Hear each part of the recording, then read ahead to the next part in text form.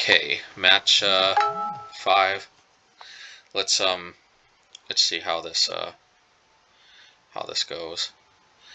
And we are going to be on the play, which is good, with Obosh.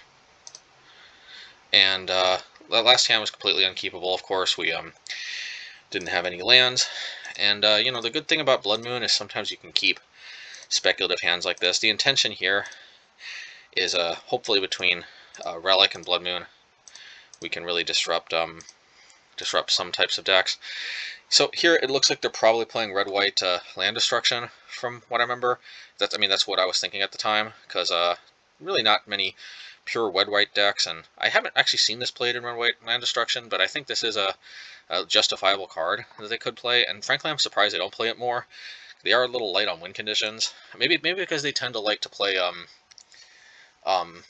suppression field, but I don't know. Still, like even like if they have suppression field, I mean, like they usually get to so many lands that they can usually pay the 2. I don't know. I mean, they know the deck better than me. So in any case, this Leonin Arbiter definitely confuses us a little bit. But I mean, I still think, well, that could still make sense in a land destruction shell because it, you know, prevents fetches. So I thought, you know, I'll just cycle the Relic. I highly doubt that they've got that much graveyard stuff going on. And, you know, hey, we will play Blood Moon just on the off chance somehow we keep them off of white. They have Cleansing Wildfire, though, which they have to use on us. They can't use on themselves because of their own Arbiter. So, you know, hopefully they ended up getting themselves into trouble a bit by playing the Arbiter. Oh yeah, here's the Obosh we have.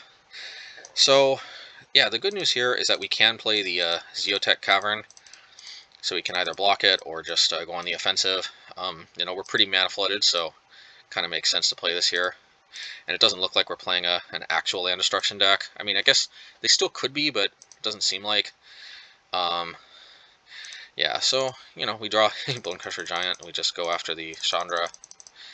And now it's kind of like the moment of truth, you know. Are they going to go after our lands, or are they going to fetch out white from their deck? They go after my land, which is perplexing to me because they still haven't played a Plains.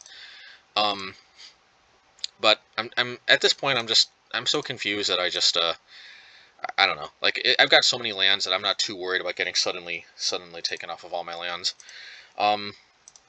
Anyway, I go for the attack to see if they kill this in response. It is worth noting that if they do kill this in response, I can morph it into a land. And if I do, I mean, you know, there is some merit to that. Who knows what I can do with more lands sometimes, because I will have access to 6 total lands, 3 of them tapped. I guess this will be tapped too, so, you know, maybe I don't want to do this, because I really do want to put Obosh into hand this turn.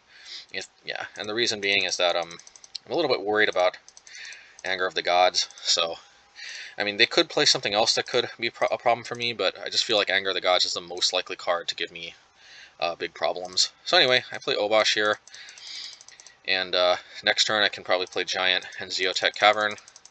I just go after Chandra, and they scoop it up because I guess they can't really do much about this, and I don't know, not much more to say here.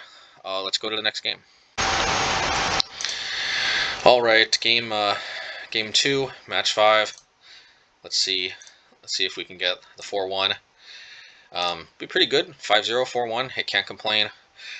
Green-White Heliod is always a tough matchup, so, you know, like, that's pretty close to a 5-0, and I think we had a fighting chance against that deck too. So we are going to keep this hand because, you know, yeah, we could get color screwed. This could be the first time Zoetic Cavern color screws us, but on the other hand, all we have to do is hit one more land, and then Blood Moon will basically color fix our Zoetic Cavern, which is actually a nice synergy that, you know, so, and we do hit our other land, and we can hold up a Lightning Bolt, and it does look like, most likely, Blood Moon's going to fix our Zoetic Cavern mana issues, which we don't even have much anyway, because with two red sources, that's basically most of what we need anyway.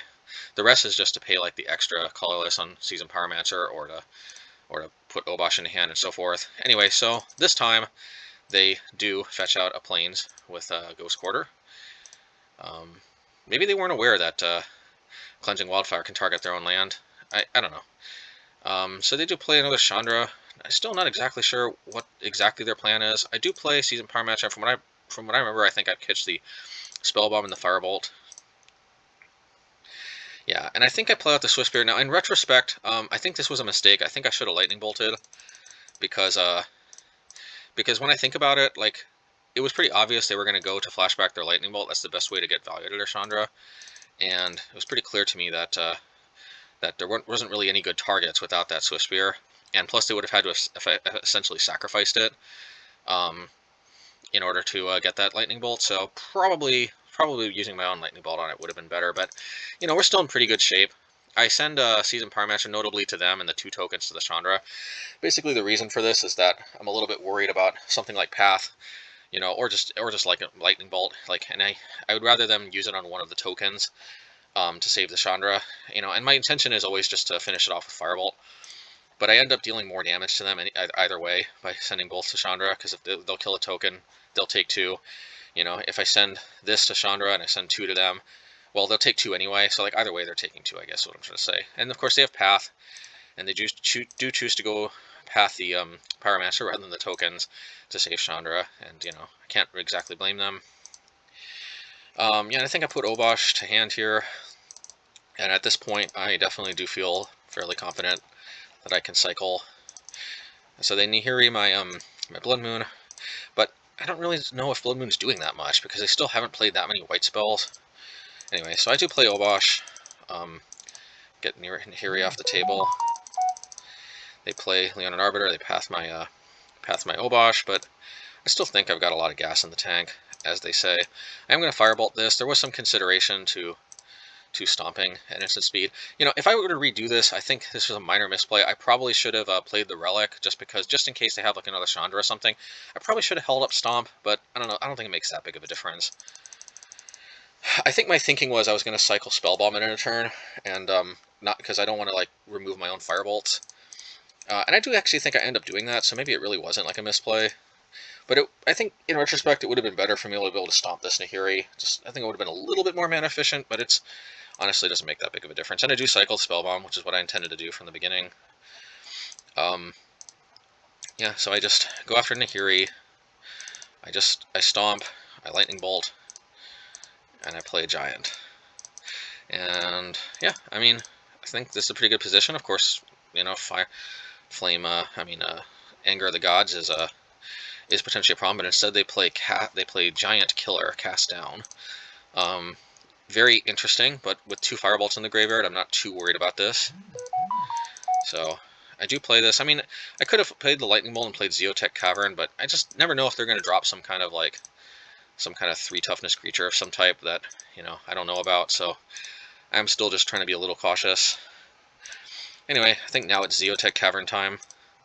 Oh no, actually, actually I just choose to bring them to 2. I could have played Zoetic Cavern, but I'm still thinking I don't want to play too hard into Anchor of Gods. Interestingly, they don't block here. I guess it feels kind of crunchy to block a 2/3, so they just let this go through. But then I just bolt them. They go down to 2, and with only 1 card left in their hand, unless it's like Boom Bust or something, and there's 1 card in their hand, in which case they're still probably dead. I'm not exactly sure what exactly they could have. And sure enough, they oust, and I mean, they're not technically dead, but I guess they've had enough. Anyway, yeah, so there's and then we got the 4-1 here, so pretty sweet. Let's go to the post-league wrap-up, and yeah, I'm pretty satisfied. Of course, this is definitely a very odd deck, but it's I'm not gonna say it's not like a foregone conclusion that we're gonna win these type of matchups every single time. So let's see, go to the post-league wrap-up, and can't complain about a 4-1.